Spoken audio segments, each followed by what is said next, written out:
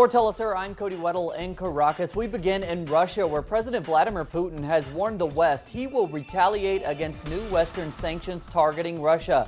The U.S. and EU have imposed new measures against Russia despite the ongoing peace process in Ukraine.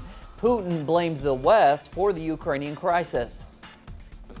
I don't even understand what these new sanctioning are all about. Perhaps some do not agree with the peace process. Our Western partners led the situation toward the unconstitutional revolt in Kyiv. They supported the punishing operation in the east of Ukraine. And now when the situation is moving toward a peaceful resolution, steps are taken to disrupt the peace process. Why?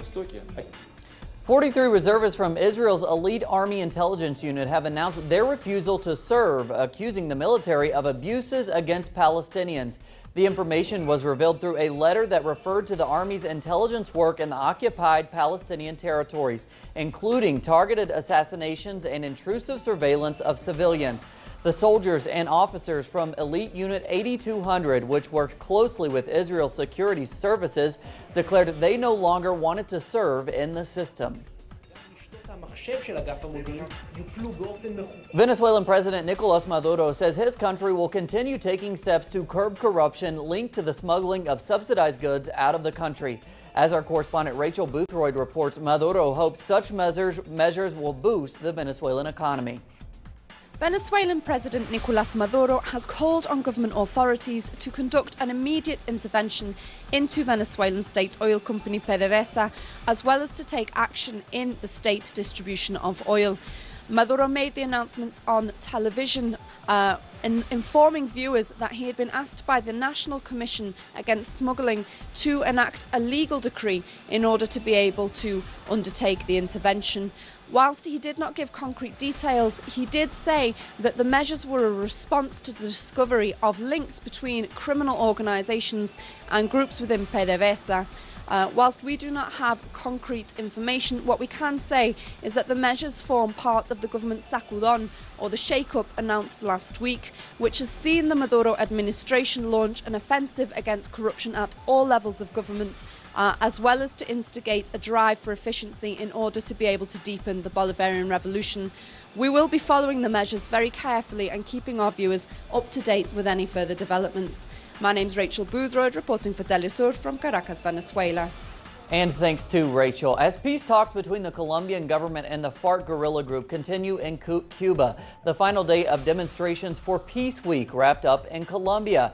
Our correspondent Charles Parkinson was right in the middle of the marches, asking participants for their thoughts on the historic talks. I'm here in Plaza Bolivar in Bogota, where hundreds of marchers in support of Colombia's peace process have come together on today, Friday the 12th of September, the final day of Peace Week. Now, later on tonight, there will be a concert for the peace with thousands of people expected to attend. I'm joined by Luis Emil Sanabria, who is the director of NGO Red de Paz, one of the organisers of the event. Luis Emil, can you tell us a little bit about Peace Week? Well, this is the 27th edition of Peace Week, and it is framed by Citizen Action in Colombia to support the peace process negotiations, building peace with the hands of the people within the context of the 100 days of peace going from now through December 10 with forums, seminars, meetings, conferences, youth actions, all committed to building a lasting and stable place. Thank you very much. The message here is that the people of Colombia want peace and they want it soon. Charles Parkinson, Telesur in Bogota, Colombia.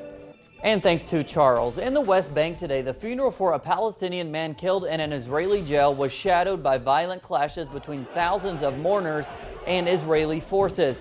Israeli officials claimed that Raed Abdel Salam al-Jabaris had committed suicide in jail, but the autopsy revealed he was murdered by a blow to the head, leading to criticisms of the contradiction. Israel continues to commit crimes and to kill Palestinian prisoners. The Palestinian leadership should move urgently and appeal to international courts. Allegations of Israeli violations of the ceasefire in Gaza continue. Most recently, Israeli forces opened fire on a Palestinian fisherman. Our Gaza correspondent Noor Harazin continues to follow the latest in Gaza. Friday is coming to an end in the Gaza Strip, and it's also ending almost 2 weeks since Palestinians and Israelis signed the agreement of a month-long truce. Also tomorrow, Saturday, schools are going to start in the Gaza Strip after almost a month of delay because of the Israeli protective edge operation on Gaza. At the same time, if we're talking about the one of the biggest issues that the residents are facing is the high prices of goods, especially food. Today, 1 kilo of chicken is worth up to $7. Before the Israeli offensive, the kilogram of chicken was from $2 to $3 only. At the same time, for the first time, Gaza is importing tomato for its residents from Israel, and this is something that is not reasonable for the people of Gaza, because most of the people in Gaza are farmers and they are used to produce their own vegetables and fruits. However, because of the Israeli offensive and because many attacks were on farms that are close to the border, farmers were not able to work and take care of these farms. And thanks to Noor, Russia is preparing a second humanitarian convoy as 200 trucks remain parked close to the Ukrainian border. Russian authorities say they are waiting for an international committee of the Red Cross to inspect the cargo and for the Ukrainian authorities to grant trucks permission to cross the border. The Islamic State militia is far from being reduced. Today, a report by the United States Central Intelligence Agency revealed that the extremists have tripled their numbers. According to the CIA, the Islamic State militants were initially estimated to consist of 10,000 members. The group has managed to grow those numbers to over 31,000 fighters. 12,000 are believed to be foreigners, 2,000 of them Westerners. 12,000 Westerners. The Chinese Film Days Festival began yesterday in the Romanian capital of Bucharest and will continue until next week. Chinese movie stars Jackie Chan and Zhang Zuyi attended the opening ceremony and discussed the nature of modern-day cinema. Chan is serving as the honorary cultural ambassador at the event. The festival is part of ongoing efforts by the Chinese government to promote Chinese culture in non-traditional markets. More on those stories and others at our website, telesurtv.net/English. For Telesur English, I'm Cody Weddle. Have a great weekend.